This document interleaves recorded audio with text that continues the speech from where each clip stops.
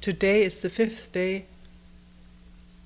of this February 1984 7-day retreat.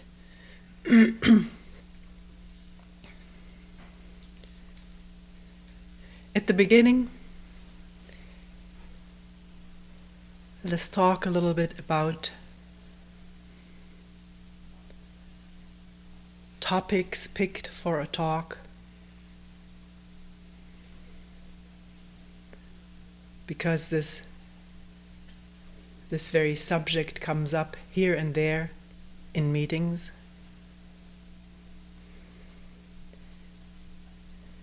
I've grouped it together, not that all of these comments of people have come up in this particular retreat, or by many people, but since it is a serious concern for a person who brings it up, it may represent other people's concerns who don't bring it up. So we'll talk a little bit about it.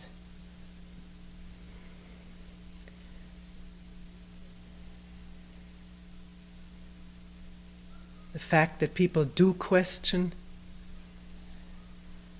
what is being talked about is fine.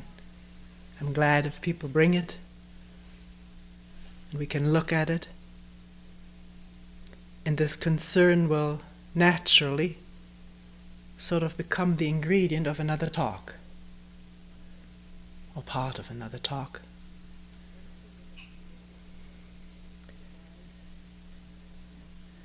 One thing that has been brought up: why do you repeat old material which has been gone over and which may just tear open old wounds?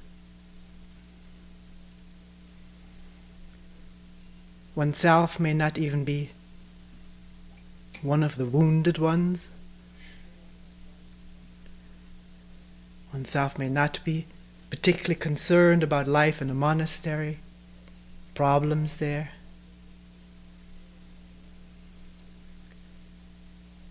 So why go over it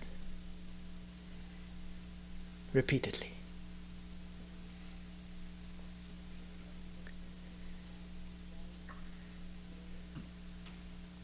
Another question which has been asked is, why, if you declare that your teaching is free of Buddhist context, why do you use Buddhist texts?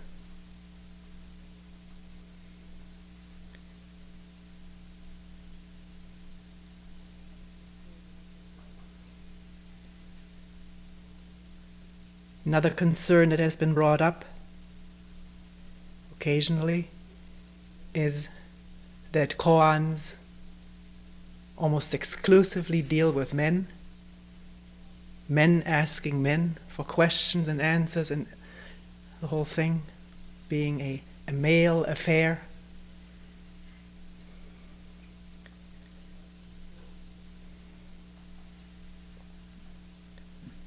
Another concern is that it's dangerous if Toni speaks from her own experiences, and with that imposing her own personality upon the open listener.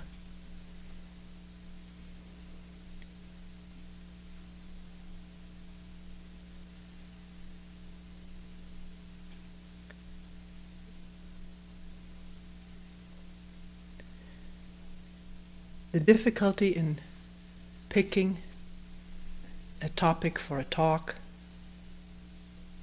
or a piece of material to read from or comment on is that with some 40 people working here, there are 40 different ways of working, at least superficially speaking. And one cannot possibly address all 40 different ways, superficially speaking.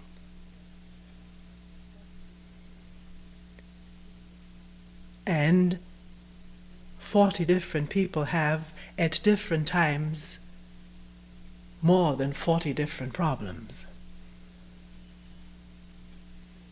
superficially speaking.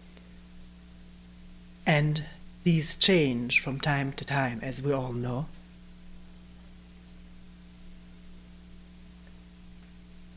And one cannot possibly, and maybe need not, deal with everybody's problem in every talk.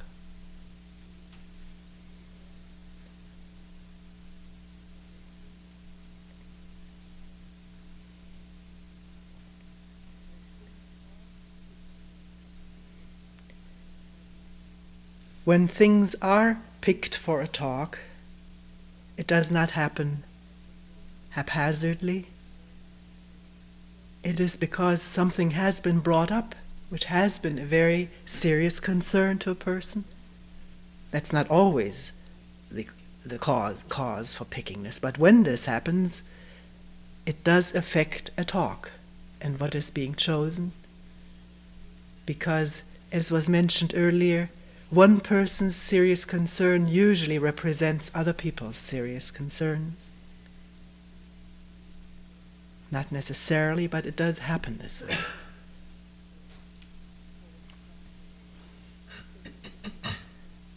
So if for oneself one may be finished with a problem of the past, someone else may not be. So it is brought up again. And one may find out to one's surprise that oneself was not finished with a problem either.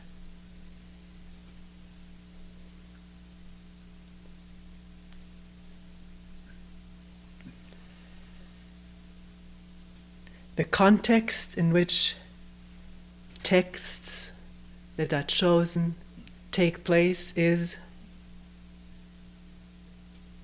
the Zen context, Zen Buddhist context.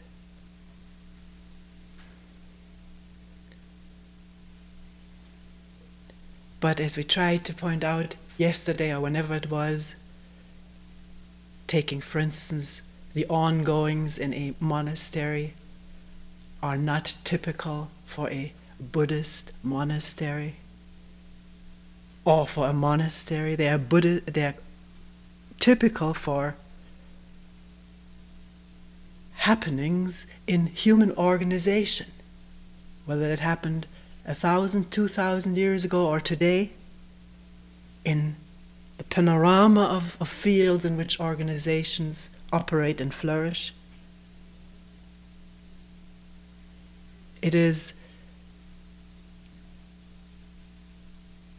human beings who make up the organization, and their problems are the problems of the organization.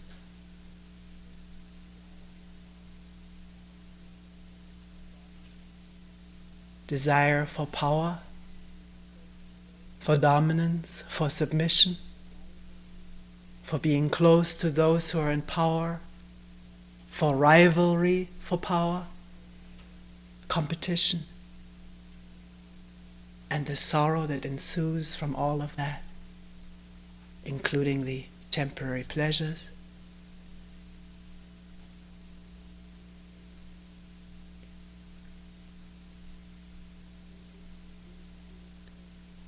In choosing Buddhist texts, they are carefully edited. I do state this at the beginning, that words have been left out, phrases, paragraphs. Sometimes a word is changed to make it as universal as possible, and it is possible.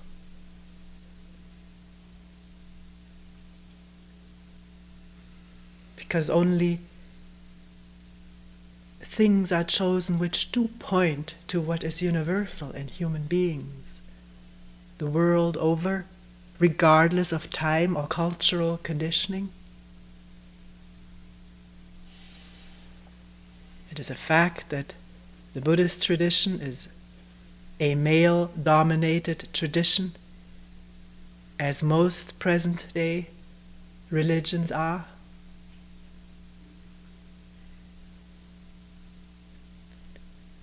Having studied this subject once, one has to go far in the past to find the the female-oriented religion and symbols and goddesses, which were mostly overrun when technology came into the fore, which was the male specialty. And yet, the fact that men discuss and question and look is not limited to their sex, to their gender. And these males are not unconditioned free people any more than females are.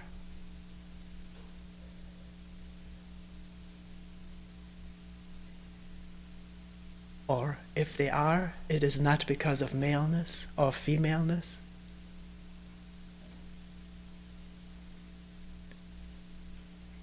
When one comes upon something like this that evokes a reaction, can one look at it and look at who is reacting? What in oneself is reacting, is hurt or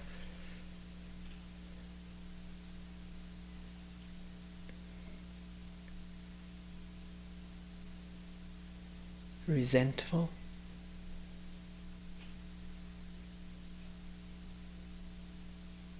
Whether it is an image which is always conditioned, male or female. And can one be free from that, male or female? Free from conditioning.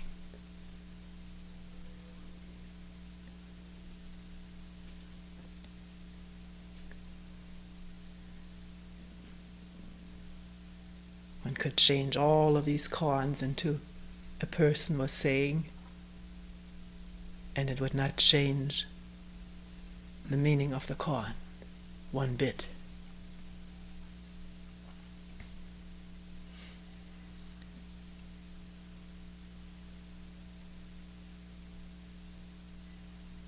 To acknowledge cultural conditioning is important, and to see the utter relativity of that.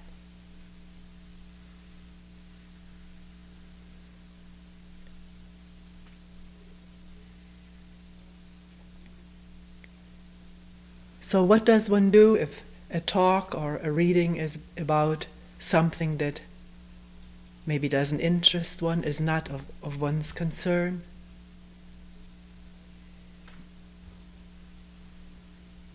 Seems to leave one out?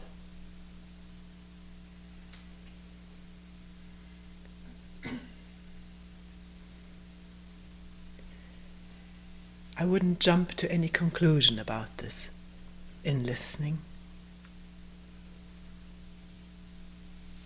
but try to scratch below the surface and see if there isn't something that concerns all of us deeply.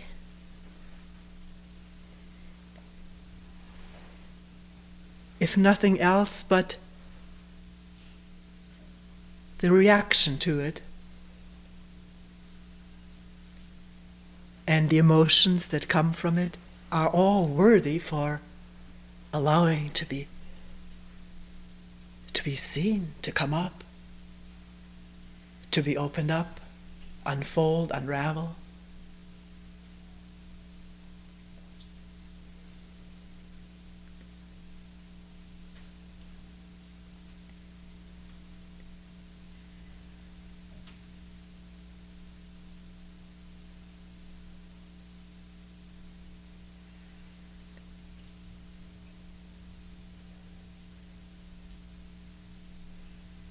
We can always meet together in a talk on a level which is not even verbal.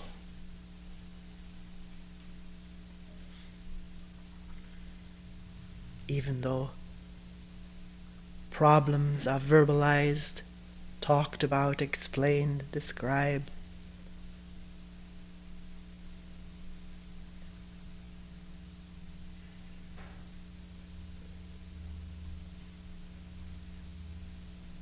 And yet there's something much deeper than all of that which is going on. So can we touch each other on that level?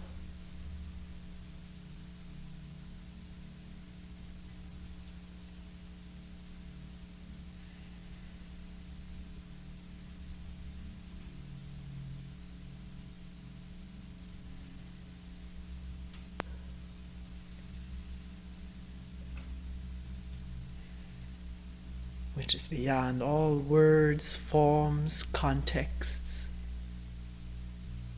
and cultural or personal conditioning.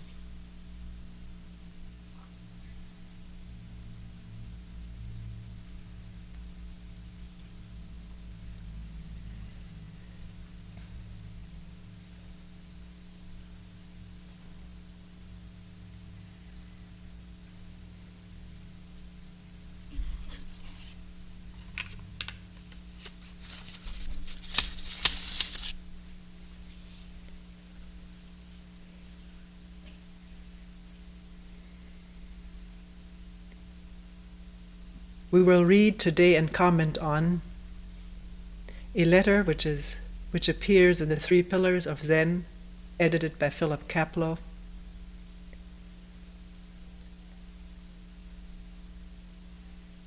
This is a letter by Basui,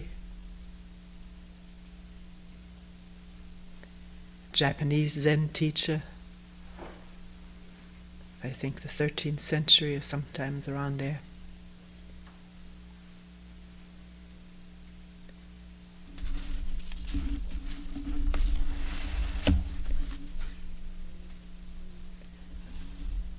Again, some words have been changed, phrases or paragraphs left out.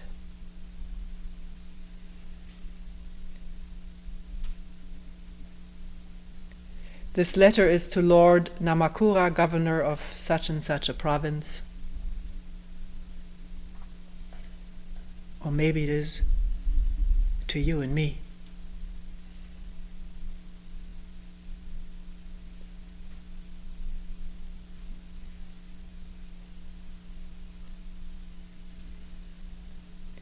You asked me how to practice Zen with reference to this phrase from a sutra. Arouse the mind without its abiding anywhere.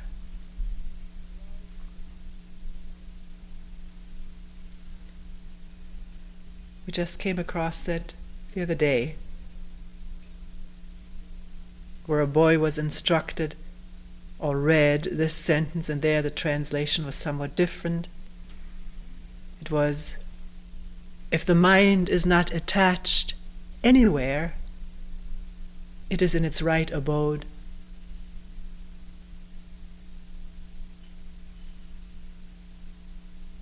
Or one can say, what is this mind which does not abide anywhere?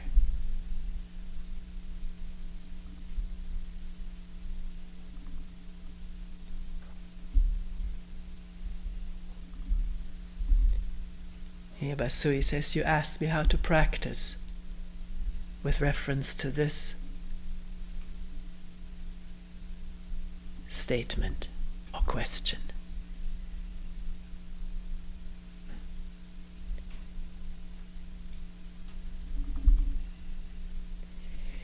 If you but look into your self-nature directly, not allowing yourself to be deflected, the mind flower will come into bloom.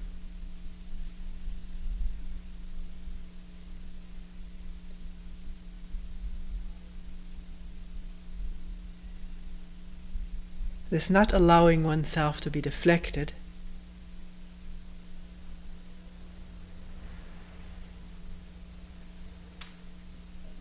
can result possibly in a very compulsive kind of working.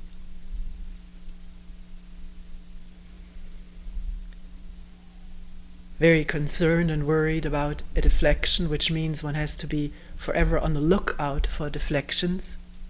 So the brain is busy trying to recognize and condemn deflections.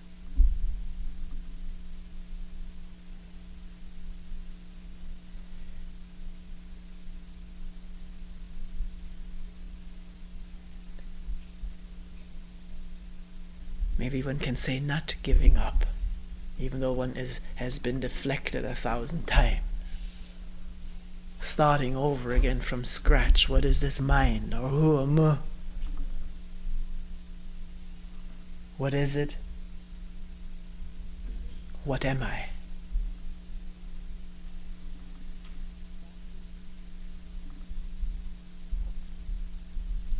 Basui continues, therefore the sutra says, arouse the mind without its abiding anywhere.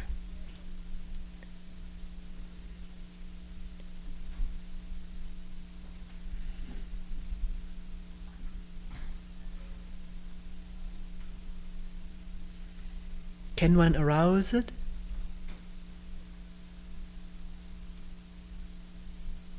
People have asked me about this many times. How can I arouse it? How can I arouse doubt?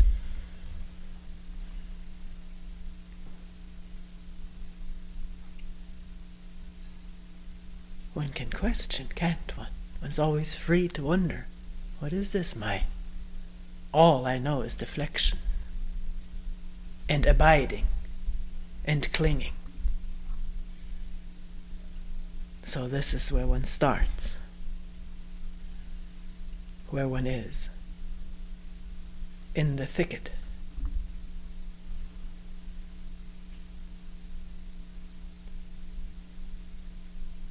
Reminds me of reading about these knights of the Holy Grail, these legends about these knights who went out to find the Holy Grail from King Arthur's Round Table. And it was stated about them that they always entered the forest where it was the thickest. In other words, no path, no street lights.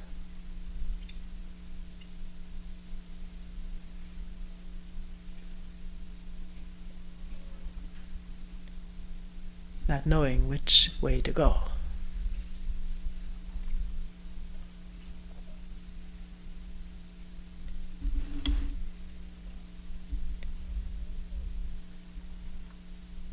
Mind is not within or without or in between.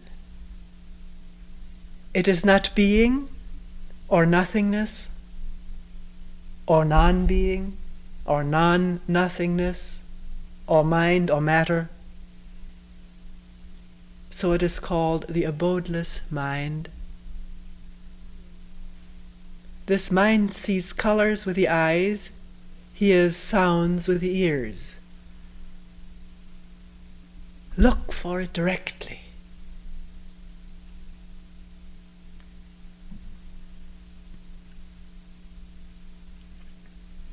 Who's hearing? Who's listening? Who's seeing? Who is knowing? Who?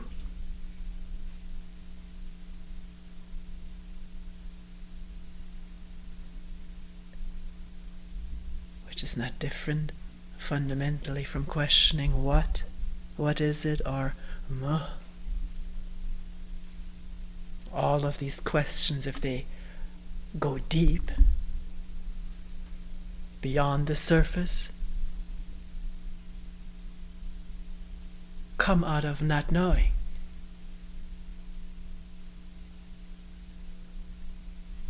And go into not knowing.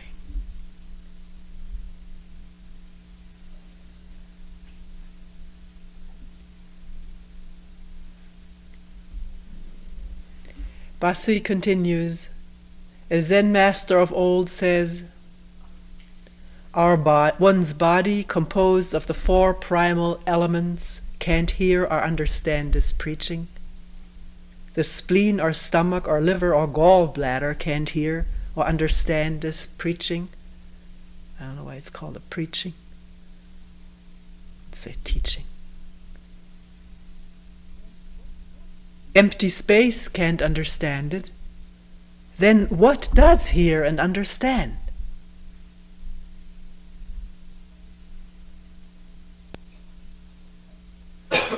Strive to perceive directly. If your mind remains attached to any form or feeling whatsoever, or is affected by logical reasoning or conceptual thinking, you're as far from true realization as heaven is from earth. And you know how far heaven is from earth? They touch.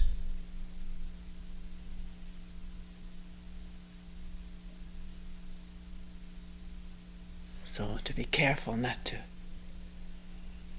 discourage oneself from saying, well, I'm thinking all the time, so I must be as far from this as... It's never far away. It isn't.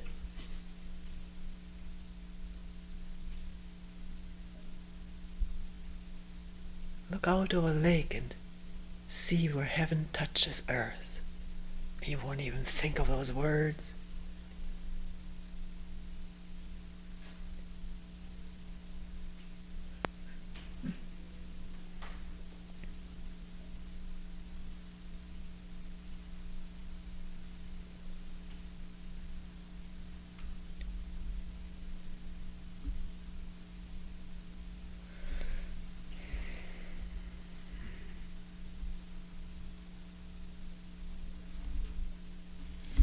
Here goes on someplace, as soon as you consider how to advance, you get lost in reasoning. But if you quit, then you're adverse to the highest path. To be able neither to advance nor to quit is to be a breathing corpse. And one knows that feeling. Numb, dull. Nothing is going for one. Except thoughts.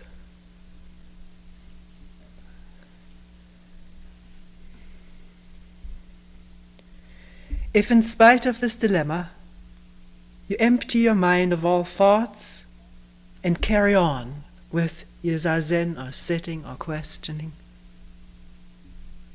you're bound to enlighten yourself and apprehend the phrase about the mind which abides nowhere.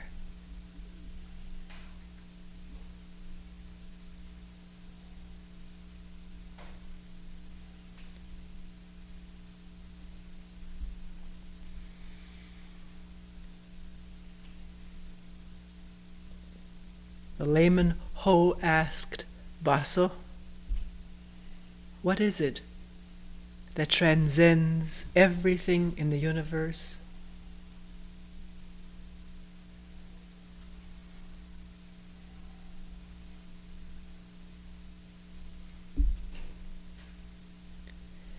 And Baso answered, I will tell you, after you've drunk up the waters of the West River in one gulp.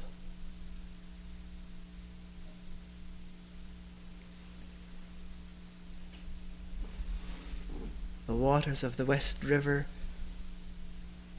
being this totality of thinking, remembering, experiencing, wanting, fearing, mind, or consciousness. Swallowed up by whom? Not to make a picture out of it. It's impossible. But the question was, is there something that transcends the whole universe, or what is it?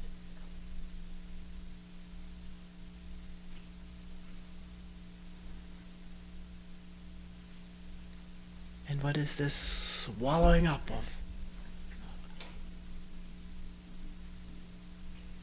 of everything in one gulp?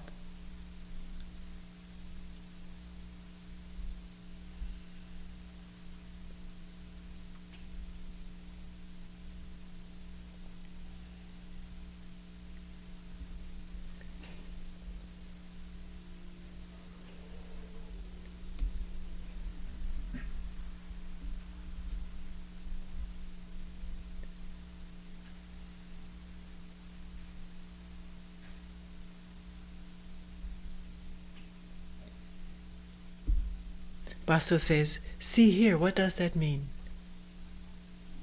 Basui, does it explain the phrase, arouse the mind without its abiding anywhere?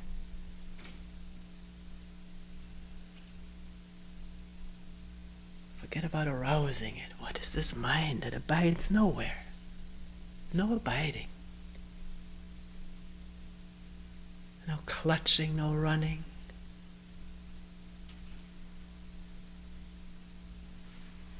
Just this.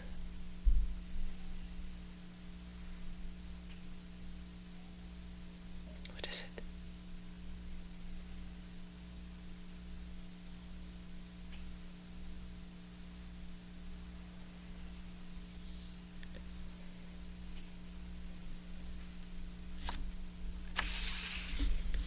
Basui says, does it explain the phrase, arouse the mind without its abiding anywhere?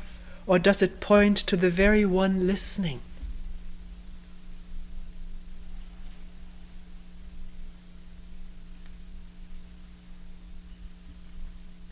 If you still don't comprehend, go back to the question, what is hearing now?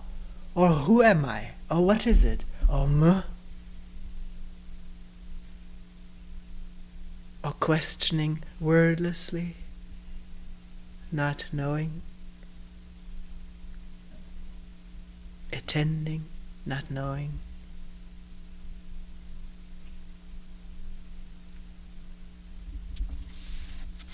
Find out this very moment.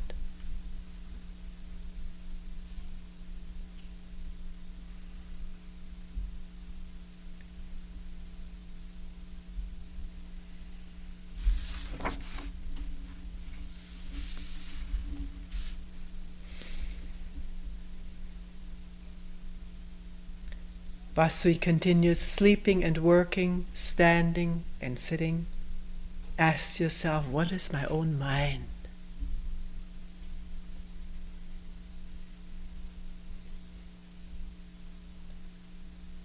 Or see it.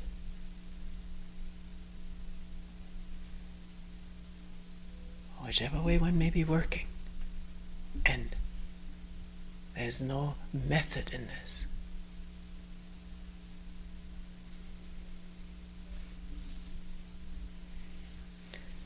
Looking into the source from which your thoughts arise. Looking into the source from which the thoughts arise.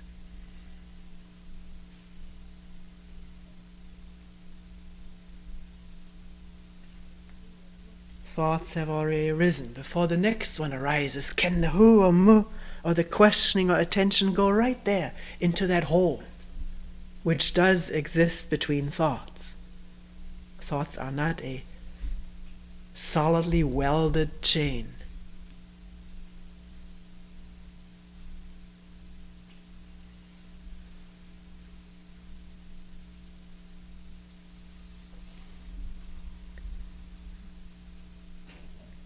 Basui continues, what is the subject that right now perceives, thinks, moves, works, goes forth or returns? To know it, you must intensely absorb yourself in the question. Or one can say, can one intensely absorb oneself in this question without any musts?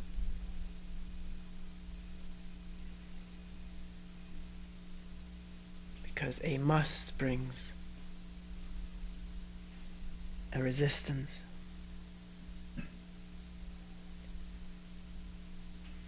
Most of the time.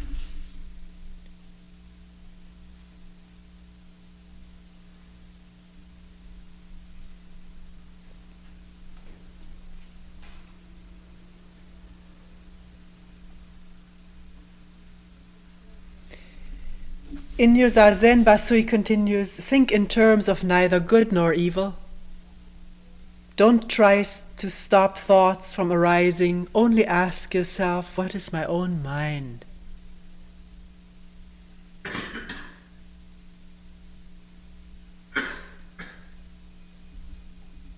And look what comes up. Not just have some vague idea of one's mind being some empty, luminous affair,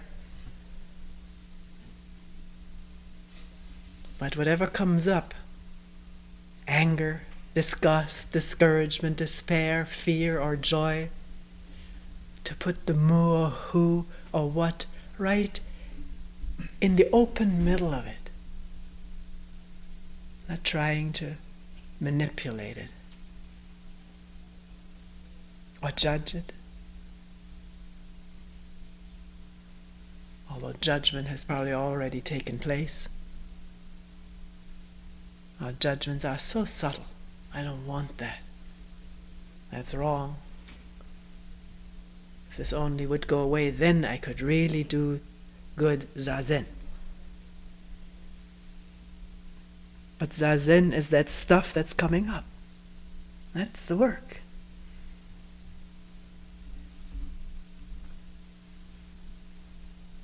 Not to shove anything out of the way, and not to be caught up in it either.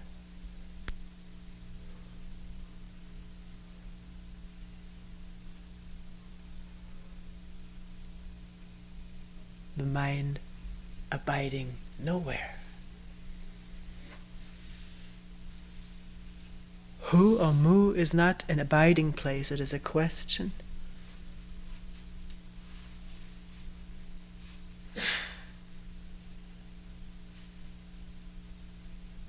Which expresses not knowing.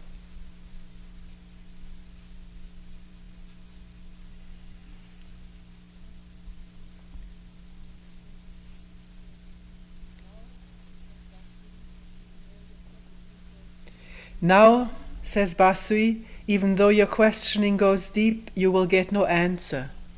And eventually you will reach a dead end, your thinking totally checked. You won't find anything within that can be called I or mind. But who is it that understands all this? Continue to probe more deeply yet, and the mind that perceives that there is nothing will vanish.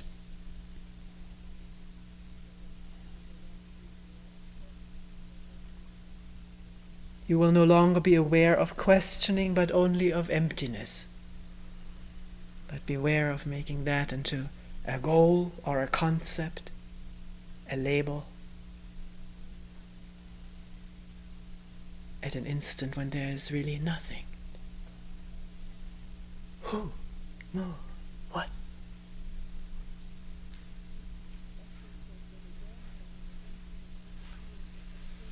Basui says, when awareness of even emptiness disappears for the first time, you will discover that when you do not hear with your ears, you're truly hearing.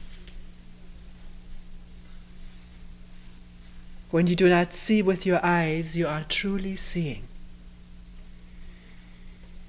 But don't cling to any of this, just experience it for yourself. And let us add, don't cling to the experience.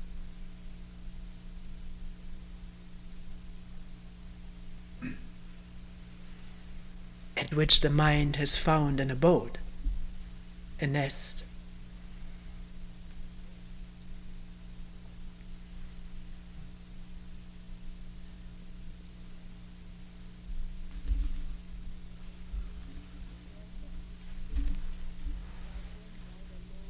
Later on, Basui continues, in Zazen neither loathe nor be charmed by any of your thoughts. Neither loathe nor be charmed by any of your thoughts, or we can say visions, all kind of visions appear at times, or blissful feelings, or terror, outright terror.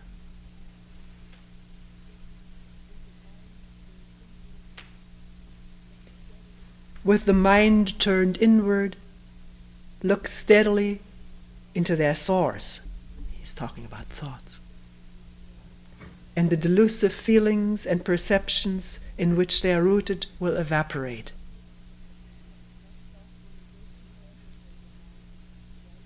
This is not self-realization, however, though your mind becomes bright and empty like the sky. and you have awareness of neither inner nor outer. Now even more intensely search this mind of yours that hears. Your physical body, composed of the 4 basic elements, is like a phantom without reality. And now he uses the word reality because what's this?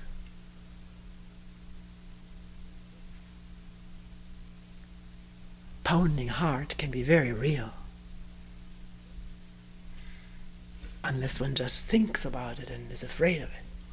Then it becomes more than real. Then it becomes a thought and an apprehension.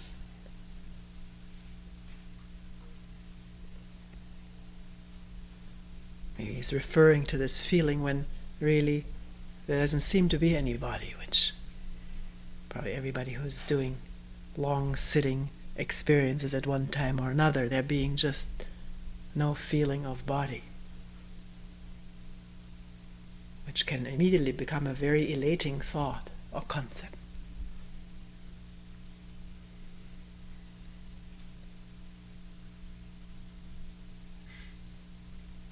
And a nest.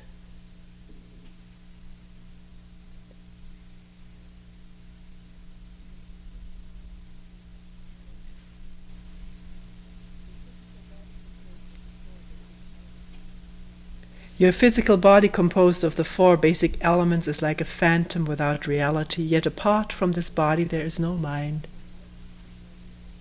The empty space of the 10 quarters can neither see nor hear. Still something within you does hear and distinguish sounds. Who or what is it? When this question totally ignites you, distinctions of good and evil, awareness of being or emptiness vanish like a light extinguished on a dark night. And still you can hear and know you exist. Try as you will to discover the subject hearing, your efforts will fail. You will find yourself at an impasse. All at once your mind will burst, or let's say may burst. This can become such a path that one is anticipating. That's why it's so dangerous to read anything. And yet, in some way it can be very helpful if one understands how to use it and how not to use it.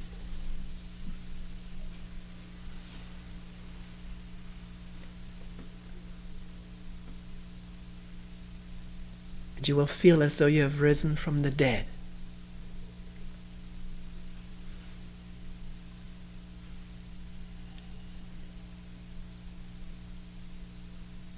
Were someone to ask,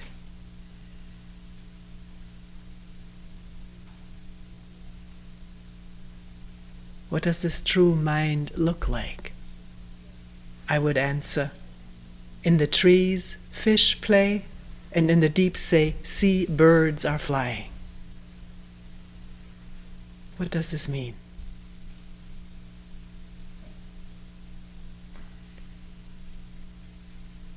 Fish playing in the top of a tree, and at the bottom of the sea, the birds flying.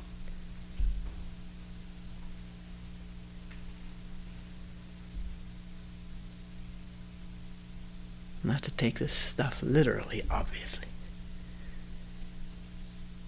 This is freedom.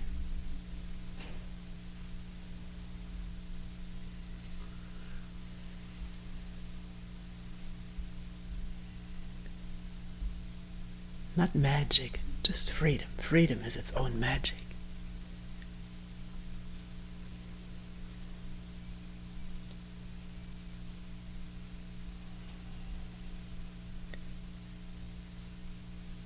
What does this mean, says Basui. And then he says, if you don't understand it, look into your own mind and ask yourself, what is it that sees and hears? Make the most of time, it waits for no one.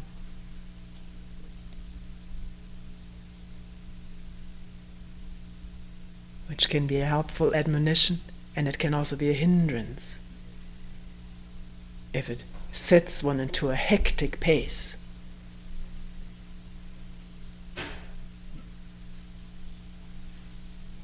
Impatient, hectic, pushy.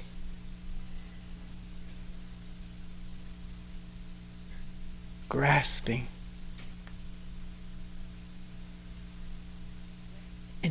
In questioning who or mu or what,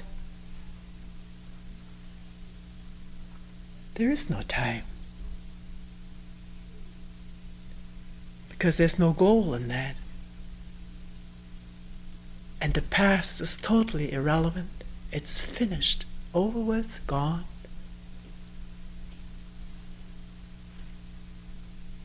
There's only who, not knowing, mu, what.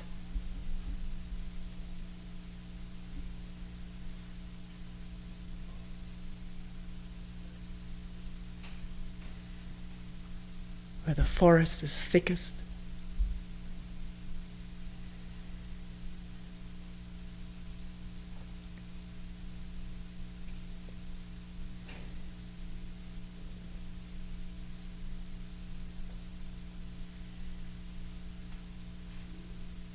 Or no forest.